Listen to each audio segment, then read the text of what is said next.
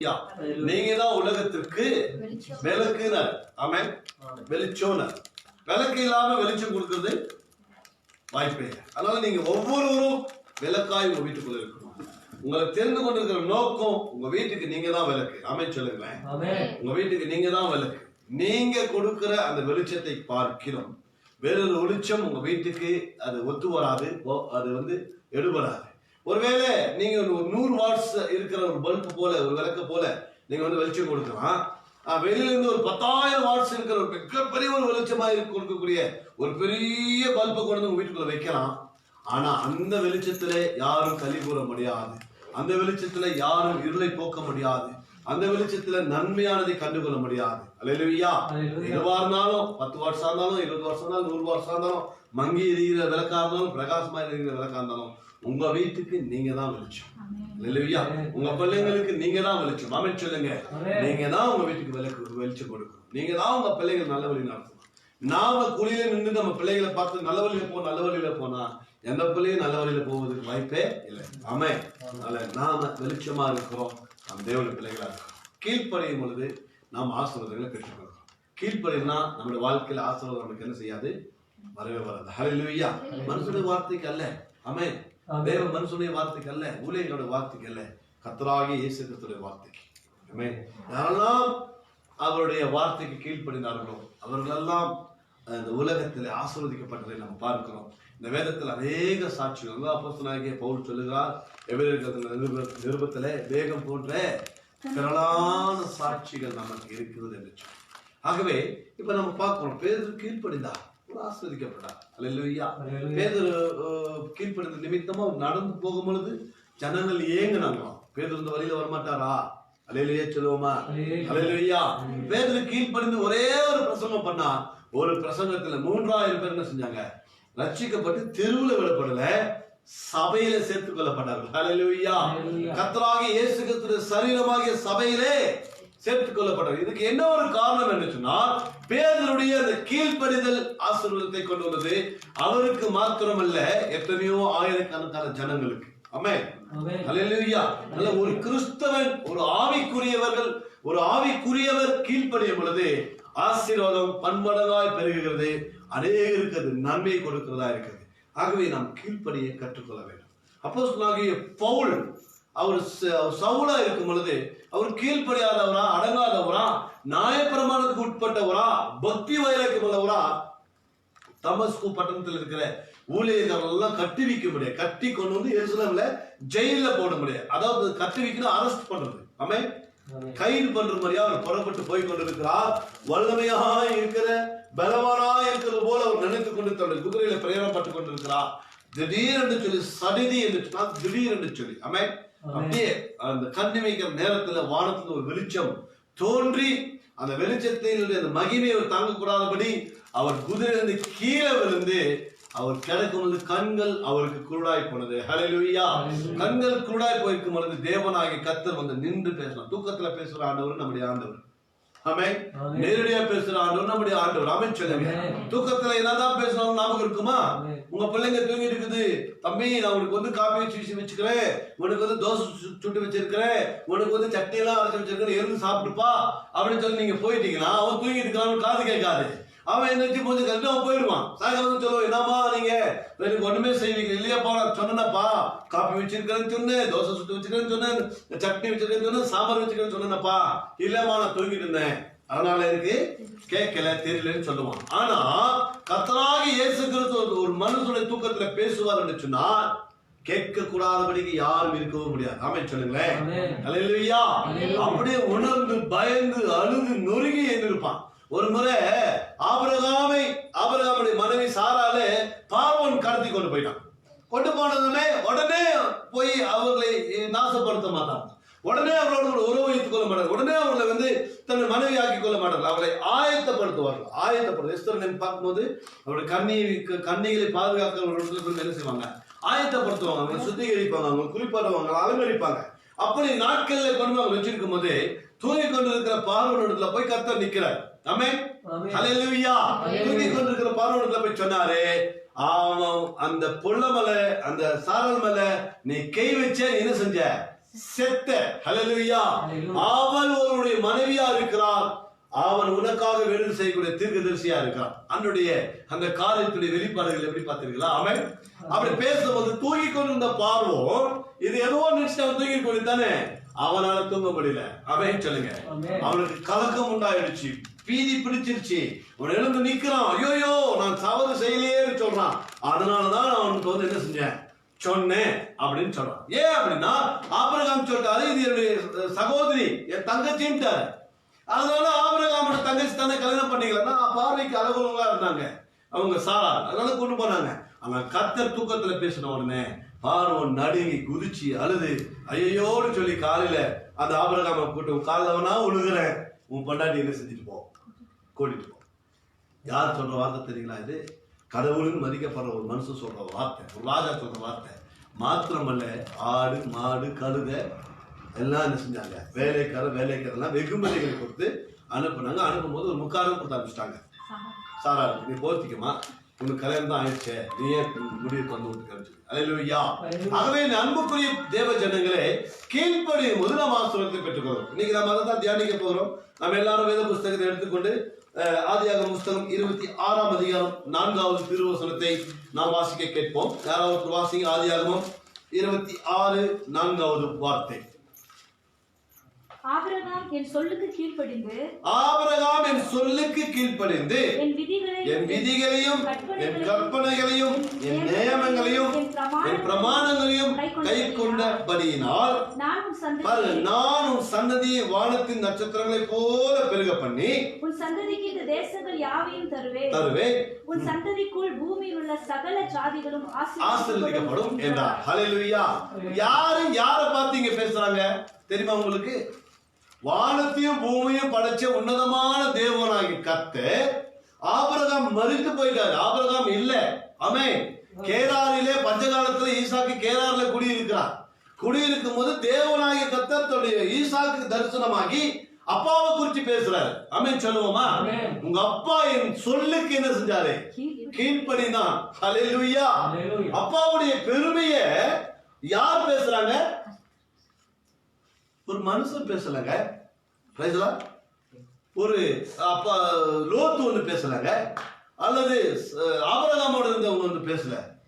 ஆண்டவராகிய தேவன் வந்து பேசுகிறார், தரிசனமாகி பேசுகிறார். கர்த்தர் அவனுக்கு தரிசனமாகி, 2வது வசனத்தை பாருங்க, ஆதியாகமம் 26:2. கர்த்தர் அவனுக்கு தரிசனமாகி நீ எகிப்துக்கு போகாமல் நான் உனக்கு சொல்லும் தேசத்திலே குடியிரு அப்படின்னு சொல்லிட்டு 4ஆம் வசனத்துல ஆண்டவர் ஆபிரகாம் என் சொல்லுக்கு கீழ்ப்படிந்து. ஹல்லேலூயா. ஆபிரகாமை பார்த்து கூப்பிடுற, தேராக விட்டு வாப்பா, நீ உன் தேசத்தை விட்டு வா, உன் நிலத்தை விட்டு வா அப்படின்னு சொல்லும் போது ஆபிரகாம் ஆண்டுடைய வார்த்தைக்கு கீழ்ப்படிஞ்சு வருகிறார். அது நிமித்தமாய் மிகப்பெரிய ஆசீர்வாதத்தை பெற்றுக்கொள்கிறார். ஹல்லேலூயா. ஹல்லேலூயா. ஆபிரகாம் புறப்பட்டு வரும் பொழுது ஒருவேளை கொஞ்சம் ஆடுகளையும் தன்னுடைய மனைவியும் தன்னுடைய அண்ணன் பிள்ளையை கொடுத்து வந்திருக்கலாம். ஆனால் வேதம் சொல்லுது கொஞ்ச காலத்திலே அவருடைய ஆஸ்திகளை பூமி தாங்கக்கூடாதபடி தேவனாகி கர்த்தர் ஆபிரகாமை ஆசீர்வதித்தார். அது மாத்திரமல்ல ஒரு வார்த்தை சொல்லுகிறார், உன் சன்னதிக்குள் பூமியில் உள்ள சகல ஜாதிகளும் ஆசீர்வதிக்கப்படும். 5ஆம் வசனத்துடைய கடைசி வார்த்தை, உன்னுடைய சன்னதிக்குள், உனக்கு பிறகு உன் பிள்ளைக்குள்ள, உன் பிள்ளைகளுடைய பிள்ளைகளுக்குள்ளே இந்த பூமியில இருக்கிற சகல ஜாதிகளும். ஹல்லேலூயா. இன்னைக்கு இந்தியாவில் மாத்திரம் 1600 மொழி பேசக்கூடிய ஜாதிகள் ஜனங்க இருக்கிறாங்க. இந்த உலகத்தில் இன்னைக்கு எவ்வளவு கோடியான ஜாதிகள் இருக்குது. அப்ப தேவனாகிய கர்த்தர் சொல்லுகிற வார்த்தை, சகல ஜாதிகளும் ஆசீர்வதிக்கப்படும். தேவனாகிய கர்த்தருடைய வார்த்தைக்கு நாம் கீழ்ப்படியும் பொழுது, தேவனாகிய இயேசு கிறிஸ்துக்கு நாம் கீழ்ப்படியும் போது தான் ஆசீர்வாதம். ஹல்லேலூயா. அப்போ ஆபிரகாம் கீழ்ப்படிந்ததை தன் பிள்ளை அறிந்து கொண்டான். ஆமென் சொல்லுங்க. ஈசாக்கு அறிந்து கொண்டான். நீங்க கீழ்ப்படிறது உங்க குடும்பம் இன்னைக்கு பார்க்கணும். ஆமென் சொல்லுங்க. நீங்க கீழ்ப்படிறது உங்க பிள்ளைங்க பார்க்கணும். நீங்க கர்த்தருக்கு கொடுக்கிற உங்க துதியை உங்க பிள்ளைங்க பார்க்கணும். நீங்க கர்த்தருக்கு கொடுக்கிற ஆராதனையை உங்க பிள்ளைங்க பார்க்கணும். நீங்க தேவ சமூகத்தில் எவ்வளவு உண்மையா இருக்கிறீங்க என்பதை உங்க பிள்ளைங்க பார்க்கணும். இன்னைக்கு நான் சொல்லுகிறேன், இன்னைக்கு பிள்ளைகள் கெட்டு போவதற்கு 99% தாய் தகப்பன் தான் காரணம். ஆமென்.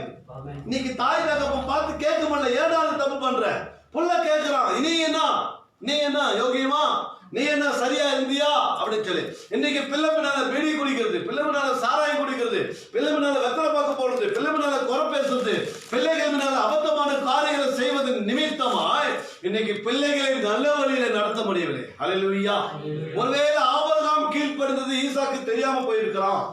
ஆனால் அதை தெரிவிக்கக்கூடிய கடமையும் கட்டாயமும் நம்மை மீட்டெடுத்த இயேசு கிறிஸ்துவுக்கு உண்டு. ஆமென். ஹல்லேலூயா. ஆபிரகாம் தீர்க்கதரிசி என்று சொல்லி பார்வோனுக்கு தெரியாமல் போகலாம். ஆனால் கர்த்தர் போய் சொன்னா, உனக்காக அவன் வேண்டுதல் செய்வான். அவன் ஒரு தீர்க்கதரிசி. அவனுடைய மனைவி என்ன செய்யாதே, தொடாதே. ஹல்லேலூயா. மனைவி தொடாதேனாரு. எனக்கு பிரியமானவர்களே, நாம் கீழ்ப்படியும் பொழுது நம்முடைய சத்துருக்கள் நமக்கு சமாதானமாய் மாறி போவார்கள். நாம் கீழ்ப்படுகிறது நம்ம குடும்பத்துக்கு தெரியணும், நாம் கீழ்ப்படுகிறது நம்ம பிள்ளைகளுக்கு தெரியணும். ஆபிரகாம் கீழ்ப்படுகிறது ஈசாக்கு தெரியப்பட்டது. ஆமென். அறிவிக்கப்பட்டது.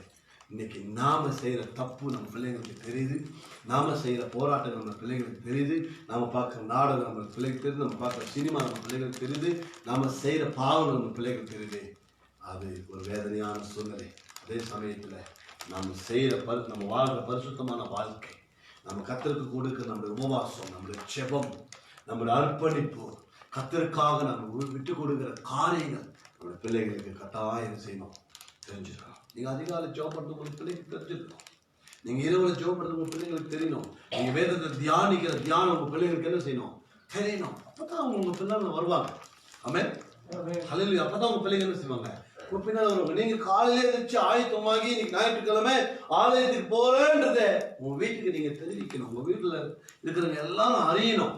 அப்பதான் அவங்களும் ஆயத்தமாகுவாங்க. ஆமென் சொல்லுங்க. ஹல்லேலூயா. அப்பதான் அவங்களும் ஆயத்தமாகுவாங்க.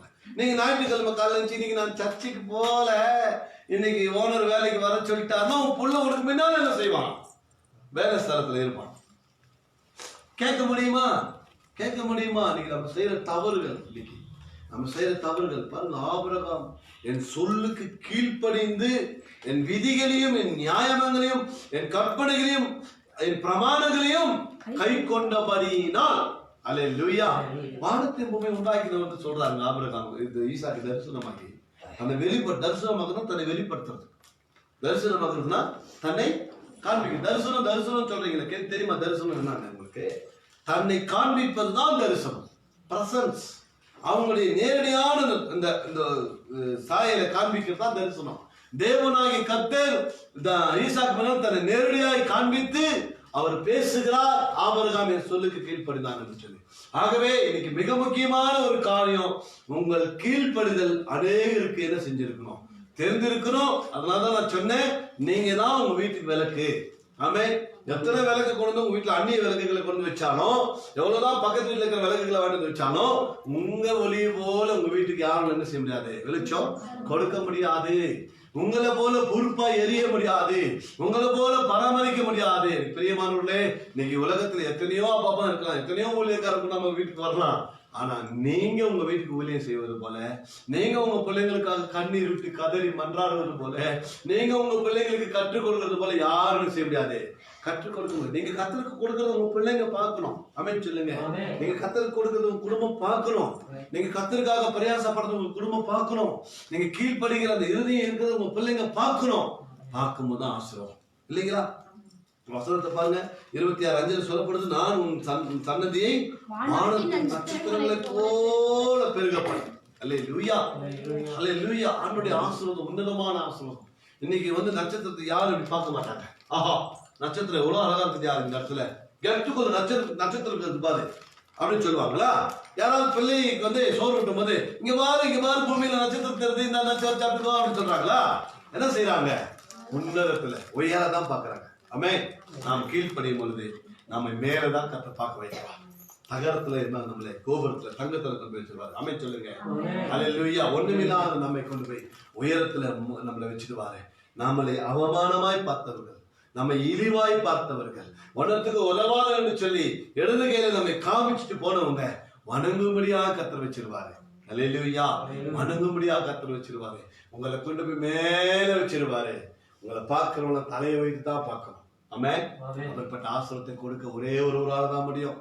இந்த உலகத்தில் அப்படிப்பட்ட மேன்மை கொடுக்க ஒரே ஒருவரால் தான் முடியும், அவர் ஆண்டவராகிய இயேசு கிறிஸ்து. அதனால தான் அவருக்கு கீழ்ப்படியுங்கள் என்று சொல்லுகிறோம். என் சொந்த பேச்சை பேசுறதுக்காக நான் இங்க வரல. Praise the Lord. என் சொந்த கதையை சொல்றதுக்காக இங்க நான் வரல. இந்த வார்த்தைகளை பெற்றுக்கொள்வதற்கு என் ஜனங்களுக்கு என்ன சொல்ல வேண்டும், என் ஜனங்களுக்கு என்னென்ன பிரசங்கிக்க வேண்டும், என் ஜனங்களுக்கு என்ன அறிவுரை சொல்ல வேண்டும், உங்களுடைய வார்த்தையை அனுப்புங்கப்பான்னு சொல்லி கரடி நிற்க பொழுது கர்த்தர் சொல்கிறார், என் ஜனங்களுக்கு கீழ்ப்படிதலை கற்றுக்கொடு. ஆமென். என் ஜனங்கள் கீழ்ப்படியும் போது நான் ஆசீர்வதிக்கப்படுவார்கள் என்பதை அறிவி என்று சொல்லி கர்த்தர் இந்த வார்த்தைகளை சொல்லி இருக்கிறார். ஆகவே நாம் கர்த்தருக்கு கீழ்ப்படிய வேண்டியது அவசியம், அவசியம். அதனாலதான் பாருங்க, தேவனாகி கர்த்தருக்கு கீழ்ப்படுறது நிமித்தமா ஆபிரகாமுக்கு மாத்திரம் ஆசீர்வாதம் அல்ல, ஒருவேளை வெறுமனே வந்து ஈசாக்கிட்ட சொல்லிட்டு கர்த்தர் என்ன செய்யல, போகல, ஈசாக்கை கர்த்தர் ஆசீர்வதித்தார். ஹல்லேலூயா. அப்பாவுடைய ஆசீர்வாதம் பிள்ளையோட தலைமையில நின்றுச்சு. அதே போல நாம் பாவம் செய்யும்போது, நாம் கர்த்தருக்கு இரண்டகம் பண்ணும்போது, நாம் கர்த்தரை வெறுக்கும் பொழுது, நாம் கர்த்தரை விட்டு பின்வாங்கி போகும்பொழுது, தேவ சபையை நாம் துச்சமாய் நினைக்கும் பொழுது, ஊழியத்தையும் ஊழியத்துடைய கிரிகளை நாம் அவமானப்படுத்தும் பொழுது, அந்த சாபம் அப்படியே நம்முடைய பிள்ளைகளின் தலைமையில நிற்கும். கர்த்தர் 1000 தலைமுறைக்கு என்ன செய்வாரு, நோண்டிக்கிட்டே இருப்பார். ஹல்லேலூயா. நான் பாவம் செய்றேன், நான் செத்து போய் பிள்ளைக்கு கால் எடுத்துட்டாங்கன்னா அதோட நிறுத்த மாட்டாரு. அவனுடைய பிள்ளையை கால் எடுக்க வைக்குவார், அவனுடைய பிள்ளையை மூக்கு எடுக்க வைக்குவார், அவனுடைய பிள்ளையை கை தரிக்கப்படும் விசாரிச்சு கொண்டே இருப்பாரு, நோண்டி கொண்டே இருப்பாரு. அதே சமயத்துல நாம் கீழ்ப்படியும் பொழுது நம்முடைய பிள்ளைகள் ஆசீர்வதிக்கப்பட்டவர்களாக இருப்பார்கள். உங்க பிள்ளைகள் சிங்காசனத்தில் அமர்ந்திருப்பதை நீங்கள் பார்த்து சந்தோஷப்படுவீங்க. நான் இன்னைக்கு கூலி வேலை செஞ்சேன், நான் இன்னைக்கு எவ்வளவு கஷ்டப்பட்டேன், நான் கர்த்தருக்கு கீழ்ப்படிஞ்சேன், பிள்ளைகளை நல்ல கர்த்தர் வச்சிருக்கிறார். என் பிள்ளை இன்னைக்கு 1000 பேர் ஆசீர்வாதமா இருக்கிறோம், என் பிள்ளைனால இன்னைக்கு ஒரு குடும்பம் பொழைக்குது, 3 குடும்பம் பொழைக்குதுன்னு சொல்லி சொல்லக்கூடிய மகிமையான வார்த்தை கர்த்தர் நமக்கு வைப்பார். அவர் இரக்கம் செய்கிற தேவன், அவர் மன துருக்கம் உள்ள தேவன், அவர் மன்னிக்கிற தேவன் மாத்திரமல்ல, நம்மை மகிமையாய் ஆசீர்வதிக்கிற தேவன். கீழ்ப்படிவது ஆசீர்வாதம், கீழ்ப்படிவது. பாருங்க 22ஆம் வசனத்துல எதுவும் சொல்லுகிறது, பின்பு அவரை விட்டு பெயர்ந்து போய் வேறொரு துறையை வெட்டினான், அதை குறித்து அவர்கள் வாக்குவாதம் பண்ணவில்லை.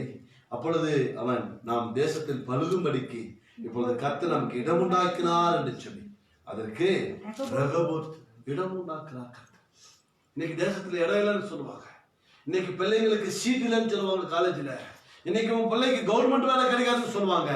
நான் சொல்றேன், கர்த்தராகிய இயேசுவின் நாமத்தினாலே நீங்கள் கர்த்தருக்கு கீழ்ப்படியும் பொழுது அரசாங்கத்தில் உங்க பிள்ளைங்களுக்காக கர்த்தர் சிங்காசனத்தை ஏற்படுத்தக்கூடிய இடத்தை தருவா. ஹல்லேலூயா. இடம் வாங்க முடியல, எங்க நாட்கள் நான் வாடகை வீட்டிலே இருந்து செத்து போயிறேன் அப்படின்னு சொல்லி கர்த்தருக்கு கீழ்ப்படினா போதும், உன் புள்ள ஏக்கரை கணக்கில் நிலம் வாங்கி வச்சிருப்பான். ஹல்லேலூயா. கீழ்ப்படியும் போது ஆசீர்வாதம். இந்த கேராகல அவருக்கு சொந்தமான பூமியில எங்கேயோ போயிட்டு இருக்கிற ஈசாக்கு, ஆனா அங்கதான் வந்துச்சு. அந்த வருஷத்துல பஞ்ச காலத்துல 100 மடங்கு அறுவடையை ஈசாக்கு பெற்றுக்கொண்டா. காரணம் தெரியுங்களா, அவங்க அப்பா விதைச்ச விதை. ஆமென். அவங்க அப்பா கர்த்தருக்காக கொடுத்த அந்த தாழ்மை, அந்த கீழ்ப்படிதல். என்னச்சுனாலும் செய்யற ஆண்டவர். வெறும் பாட்டு மாத்திரம் நம்ம பாடி போயிடும். வாழ்ந்தாலும் உமக்கு உம்மோடு தான், செத்தாலும் உமக்கு தான். வெளியில போய் என்ன செய்வோம், ஐயோ எதுக்காக ஓடணுமே, எதுக்காக செய்யணுமே, நான் எங்க போய் சாவுறது, நான் எங்க போய் இயேசுக்காக வாழ்றதுன்னு சொல்லி நம்ம இருப்போம். நம்ம இருதயம் கீழ்ப்படும் பொழுது நம்முடைய சன்னதி ஆசீர்வதிக்கப்படும். நாம் கீழ்ப்படும் பொழுது நம்ம குடும்பங்கள் ஆசீர்வதிக்கப்படும். நாம் கீழ்ப்படும் பொழுது சாபத்தை நம்முடைய சன்னதிலிருந்து கர்த்தர் செய்வாரே எடுப்பார். ஹல்லேலூயா. வியாதியை முற்றிலுமாய் மாற்றுவார். இதே சேம் டைம் இதே பக்கத்துல நாம் ஆண்டவருக்கு விரோதமாய் நிற்கும் பொழுது சகலமும் என்ன செய்யும். நம்ம போன வாரம் சொன்ன இல்லைங்களா, நம்ம ஆசீர்வாதத்தை தேடி ஓட வேண்டிய அவசியம் இல்லை. ஆசீர்வாதம் நாய்க்குட்டியை போல என்ன செய்யும், வாசல்ல பார்த்திருக்கோம். நீ எங்க போனாலும் இந்த நாய்க்குட்டி உங்க கூட வர்றது மாதிரி ஆசீர்வாதம் எங்க போனாலும் அல்லேலூயா சொல்லுவோமா. ஒரு சிலர் குறிப்பிட்ட இடத்துல நாய்க்குட்டி கூட்டி போவாங்க, மற்ற இடத்துல கூட்டி போக மாட்டாங்க. ஆனா ஆசீர்வாதம் அது நீங்க எங்க போனாலும் உங்க கூட வரலாம். அது ஒருவராலும் தடுக்க முடியாது. கர்த்தர் உங்களை உயர்த்த சித்தம் கொள்ளும் பொழுது எந்த தடையும் பூமியில் அவர் விரோதமாய், ஏன்னா அவர் உயரத்துல இருக்கார். அதனால அவர் சொன்னாரு, உன் நினைவுகள் என் நினைவுகள் அல்ல, உன் வலி என் வலி இல்ல. ஹல்லேலூயா. நம்மளுக்கு ஒரு 1000 ரூபாய் நினைப்போம், எப்படியாவது போய் என்ன செய்யணும், வேலை செய்யணும். ஒரு 1000 ரூபாய் சம்பளம் நம்மளுக்கு கூலிக்கு இருக்காதுல, பக்கத்து வீட்டுல வாங்கிடணும் சொல்லுவோமா, யார்ட்டையாவது வாங்கிடணும், எல்லாரும் போய் எப்படியாவது 1000 ரூபாய் கட்டிடணும். நம்முடைய நினைவுகள் அப்படி, நம்முடைய வலிகள் அப்படி. ஆனா தேவனாக கர்த்தர் சொல்றாரு, உங்களுக்கு 1000 ரூபாயா வேணும், நான் 2000 ரூபாயா உங்களுக்கு தரேன் அப்படிங்கிறார். ஹல்லேலூயா.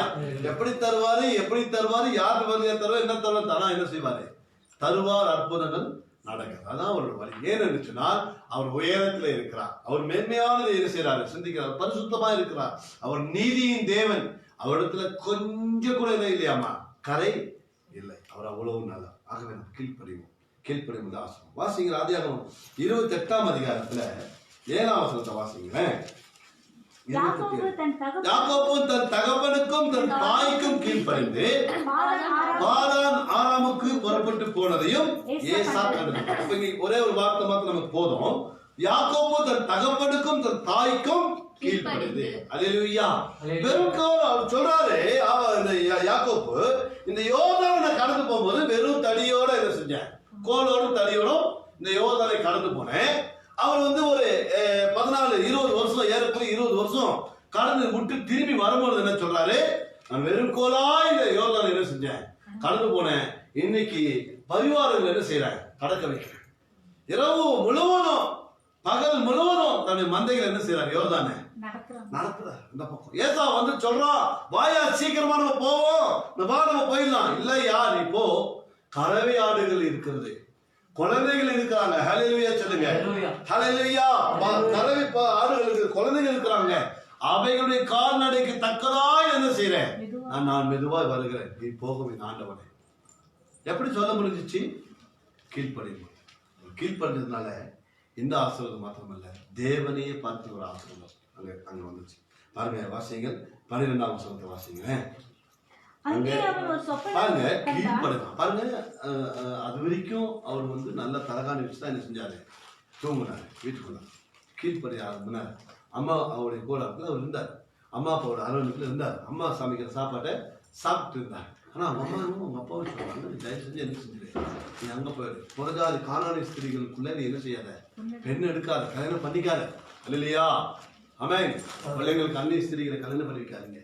ஆவிக்குரிய ஸ்திரீகள் பிள்ளைங்க படத்துக்கு பிரயாசப்படுங்க. ஏன்னா ஜீவனுடன் ஏசாவுக்கும் ரெபெக்காளுக்கும் அந்த கானானிய ஸ்திரீ ஆகிய ஏசாவுடைய பொண்டாட்டிங்க என்னவா இருந்தாங்களாமா, மனநோவா இருந்தார்கள். ஆமென்.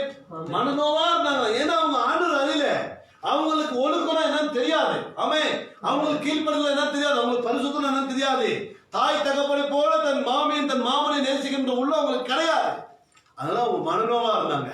அப்பதான் அவங்க பார்த்து சொல்றாங்க, யாக்கோபே தம்பி, நீ தயவு செஞ்சு இப்படி போய் ஒரு பிள்ளைகளை கல்யாணப்பட்டு வந்துடுறா சாமி, எங்களால தாங்க முடியல, இதையே தாங்க முடியல, இந்த ஒன்னையே இந்த ரெண்டையே தாங்க முடியல, நீ வருவால 2-3 கொண்டு வந்துட்டியா. ஏன்னா யாக்கோபு எத்தனை பொண்டாட்டி, 4 பொண்டாட்டி, அப்படிங்கிறப்ப நீ கொண்டு வந்துட்டியா, நாங்க செத்தே போயிடுவோடா அப்படின்னாங்க. அல்லேலூயா. அந்த வார்த்தைக்கு அவர் கீழ்ப்படைந்து அவர் போகிறார். அந்த பாருங்க, அங்கே அவன் சொப்பனம் கண்டான். வாசிங்க. இதோ ஒரு ஏணி பூமியில வைக்கப்பட்டிருந்தது, அது நுனி வானத்தை எட்டி இருந்தது, அதிலே தேவதூதர் ஏறுகிறவர்களாகவும் இறங்குகிறவர்களாகவும் இருந்தார்கள். வாசிங்க 13 வசனம். அதற்கு மேலாக கர்த்தர் நின்று, நானும் தகப்பனாகி ஆபிரகாமின் தேவனும் ஈசாக்கின் தேவனுமாகி கர்த்தர், நீ படுத்திருக்கிற பூமியை உனக்கும் சந்ததிக்கும் தருவேன். ஹல்லேலூயா. ஹல்லேலூயா. இங்க 2 விதமான ஆசீர்வாதத்தை பார்க்கிறோம் கீழ்ப்படியும் பொழுது. என்ன தெரியுங்களா? ஒண்ணு, தேவனையே அவர் பார்த்தார். அமைச்சு சொல்லுங்களேன். தேவனையே பார்த்தார். தாய் தகப்பனுக்கு கீழ்ப்படியும் பொழுது, பெத்தவனுடைய மனசை குளிரப்படும் பொழுது தெய்வத்தை பார்க்கிற ஒரு அனுபவம் இங்க உண்டாகுது. அல்லேலூயா. ஏசாக்கு இந்த அனுபவம் உண்டாகல.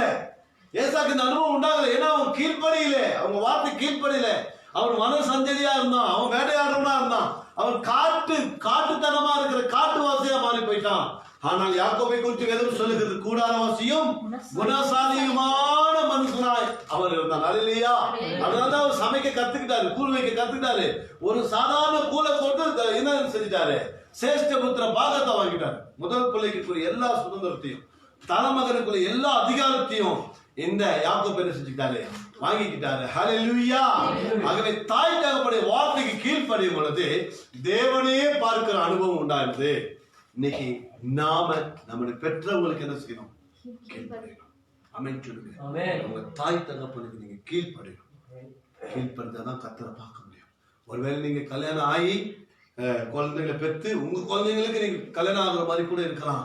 உங்களுக்கு அம்மா அப்பா இருந்தா இயேசு கிறிஸ்துவின் நாமத்தினாலே இதை பார்த்து இதை கேட்டுக்கொண்டிருக்கிற உங்களை நான் தயவாய் சொல்லுகிறேன், உங்க தாய் தகப்பனுக்கு நீங்க தயவாய் என்ன செய்யுங்க, கீழ்ப்படிங்க. அல்லேலூயா. அவர்களை பராமரிப்பதில் கவனம் செலுத்துங்க, அவர்களை அரவணைப்பதில் கவனம் செலுத்துங்க. உங்க தாய் தகப்பன் கீழ்ப்படிங்க, தேவனை நீங்க பார்ப்பீங்க. ரெண்டாவது ஒரு ஆசீர்வாதத்தை பார்த்தீங்கன்னா, இவன் போய் ஒரு கல் எடுத்து வழிபோக்கனுக்கு போனதால சொந்தமாயிருமா?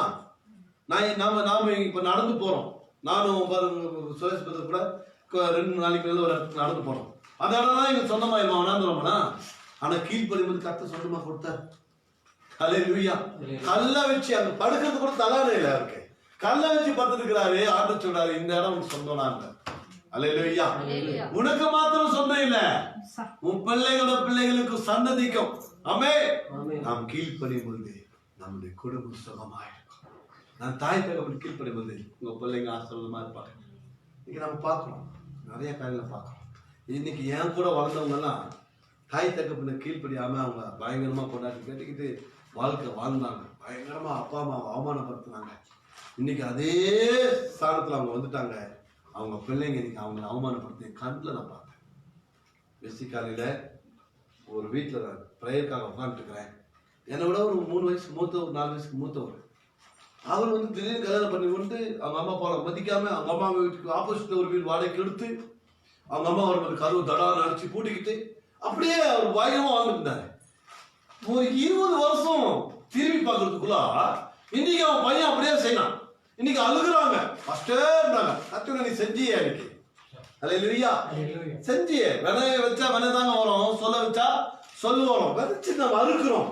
அதே சமயத்துல நாம் ஆண்டவருக்கு கீழ்ப்படிஞ்சு நம்முடைய தாய் தகவலுக்கு கீழ்ப்படியும்போது நீங்க உங்க பிள்ளைங்களை பார்த்து எனக்கு பயப்படுறா நீங்க சொல்ல வேண்டிய அவசியமே இல்லை. ஆட்டோமேட்டிக்கா அவன் பயப்படுவான்.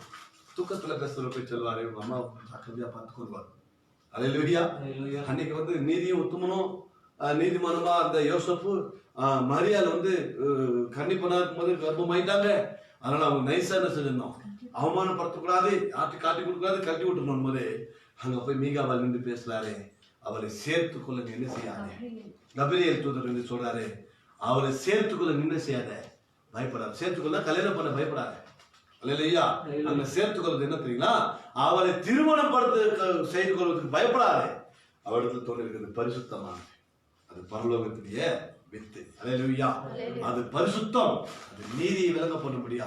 இந்த வானத்தையும் பூமியில் இருக்கிற சகல ஜனங்களையும் ரட்சிக்க முடியா சுமந்து பாவங்களை சுமந்து இருக்கிற தேவ ஆட்டுக்குட்டியானவர் ஒரு கர்த்தராகிய இயேசு கிறிஸ்து அப்படின்னு சொல்லி சொன்னாரு.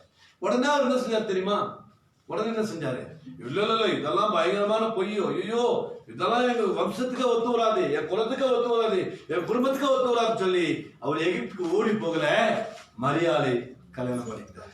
ஆமென். அதோடு கூட சேர்த்து கொண்டார். பிரியமானவர்களே, நாம் கீழ்ப்படியும் போது நமக்கு ஆசீர்வாதம். ஆண்டவர்கிட்ட பேசுவார். நீங்க உங்க பிள்ளைங்களுக்காக உபவாசம் பண்ணி கதறி கத்தி கத்தி கத்தி அழுது உங்க தாய் தகப்பன் நீங்க அவமானப்படுறீங்கன்னா ஒரு பிரயோஜனம் கிடையாது. தாய் தகப்பனுக்கு நம்ம கீழ்ப்படியணும், அவர்களை நம்ம பராமரிக்கணும். இந்த யாக்கோபு தன்னுடைய தாய் தகப்பனுடைய வார்த்தைக்கு கீழ்ப்படிஞ்சு பாதுகாரம் போனாரு. போகும்போது அவருக்கு ஆசீர்வாதம், போகும்போதே ஆசீர்வாதம். அல்லேலூயா. போகும்போது அந்த வேலையே ஆசீர்வாதம். அந்த வேலை ஒன்றும் போல, லாபான் வீட்டுக்கு போல, தன்னுடைய தாய்மாமன் அவர் பார்க்கல. தாய்மாமனுடைய பிள்ளைகள் என்ன செய்யல, பார்த்து உன்னை லவ் பண்றோமா அப்படின்னு சொல்லி யாரு ராகேல சொல்லல. எல்லாமே சொல்லிட்டாரு ராகேல் போடணுமே. அதனால தான் அவர் 14 வருஷம் காத்திருந்தார், 7 வருஷம் காத்திருந்தார். சரிங்களா, சொல்லல. ஆனா போகிறதுக்கு முன்னாலே ஆண்டு எல்லாத்தையும் கொடுத்துட்டார். தனிமையானவனுக்கு வீடு வாசலை ஏற்படுத்துற தேவனாகி கர்த்தர். ஹல்லேலூயா.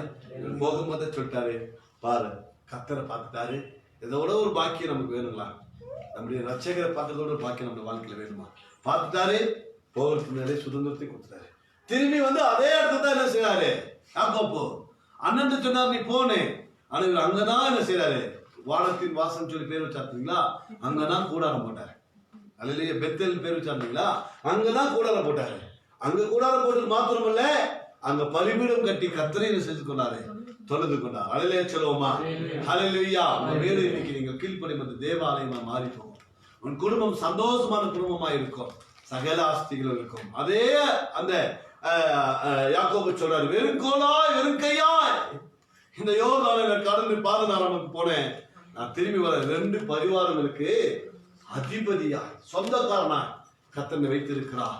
11 குமாரர்களை கர்த்தர் செஞ்சாரு, கொடுத்துட்டாரு. 4 பொண்டாட்டி கர்த்தர் கொடுத்துட்டாரு. திரளான வேலைக்காரோட கொண்டு செய்யறாரு. எவ்வளவு பெரிய ஒரு ஆசீர்வாதம், கீழ்ப்படிவுதான் ஆசீர்வாதம். ஆமென் சொல்லுங்களேன். ஹல்லேலூயா. 14ஆம் வசனத்தை வாசிமா பாருங்க. அங்க திரும்பி இன்னொரு ஆசீர்வாதம். சன்னதி தூளை போல் இருக்கும், மேற்கையும் கிழக்கையும் வடக்கையும் தெற்கையும் திசைகளை சொந்தமா கொடுத்துட்டாரு ஆண்டவர். ஹல்லேலூயா சொல்லுங்களேன். ஹல்லேலூயா. பூமியின் தூளை ஒருவனால் என்ன கொடுமானால் என்ன செய்யட்டும், என்னட்டும். வனாந்து பாரு, வானத்து நட்சத்திரங்களை என்ன கொடுமானால் எண்ணி பார்க்கட்டும். முடியாது ஐயா.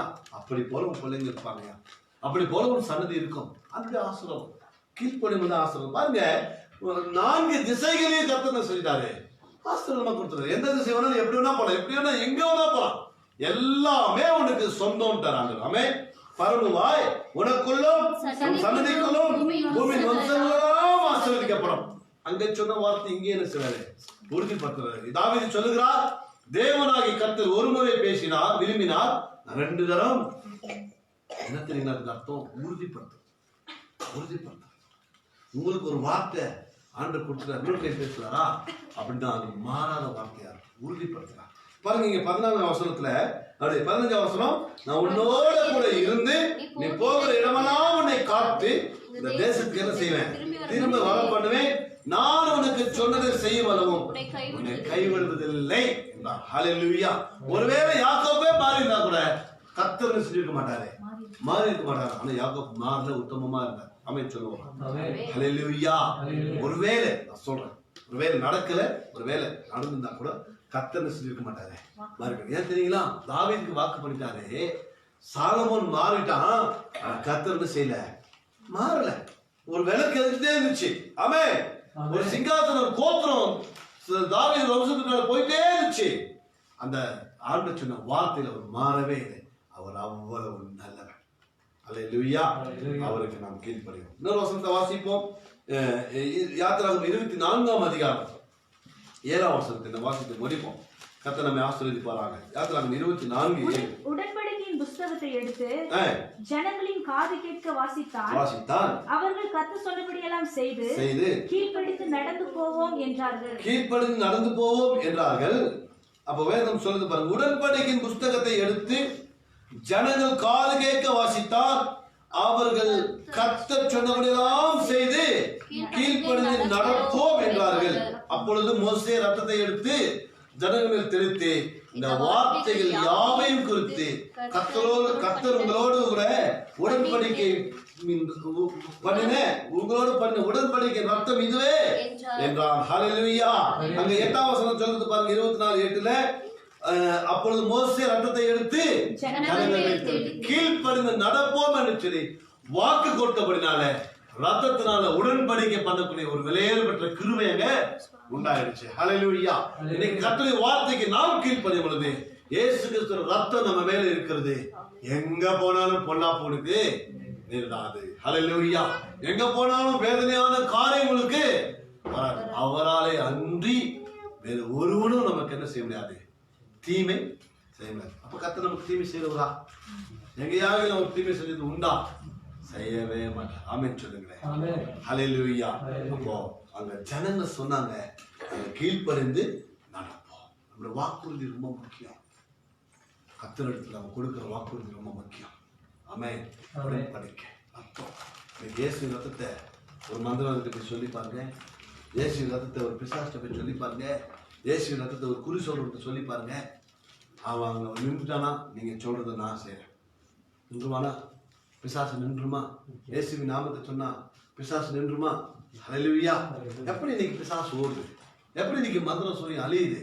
இயேசுவின் நாமத்தை சொல்லணும். இயேசுவின் நாமத்தை சொல்லணும். இயேசு கிறிஸ்துவின் நாமம் அவ்வளவு வல்லமுள்ளது, ஒரு ரத்தம் அவ்வளவு மகத்துவம் உள்ளது. உலகத்தின் சகல ஜனங்களுடைய பாவத்தையும் சாபத்தையும் கழுவி சுத்திகரிக்கிற உடன்படிக்கை ரத்தம் நமக்கு உண்டு. நாம் கீழ்ப்படிவோம், ரத்தத்தை நிறைவேறுவோம். அல்லேலூயா சொல்லுவோமா? அல்லேலூயா. இயேசுவின் நாமத்தை சொல்லும் பொழுது விடுதலாகும். இயேசுவின் நாமத்தை சொல்லும் போது விடுதலாகும். இயேசுவின் ரத்தத்தை அறிக்கும் போது செழிப்பு வரும். இயேசுவின் ரத்தத்துக்குள்ளாகவே வாழ்க்கை வாழும்போது ஆரோக்கியமும் ஜீவனும் இருக்கும். நாம் தேவனாகிய கர்த்தருடைய வார்த்தைக்கு கீழ்ப்படியணும். முதலாவது தேவனாகிய கர்த்தருக்கு கீழ்ப்படணும். இரண்டாவது தாய் தகப்பனுக்கு கீழ்ப்படணும். மூணாவது தேவனிடத்துல உறுதி கொடுக்கணும். ஆமென் சொல்லுங்க. கீழ்ப்படிந்து நடப்போம். நீங்க சொல்ல முடியுமா நம்மளால? ஆண்டவரே நாங்க கீழ்ப்படிஞ்சு வார வாரம் என்ன செய்யணும்? உண்மை ஆராதிக்க வரும் சொல்லணும். ஆமென். ஆண்டவரே நாங்க கீழ்ப்படிஞ்சு உண்மையா இருக்கிறோம். ஆண்டவரே நாங்க கீழ்ப்படிஞ்சு உபவாச ஜெபம் பண்றோம். ஆண்டவரே நாங்க கீழ்ப்படிஞ்சு ஆத்துமக்களை ஆதாயப்படுத்த புறப்பட்டு போகிறோம்.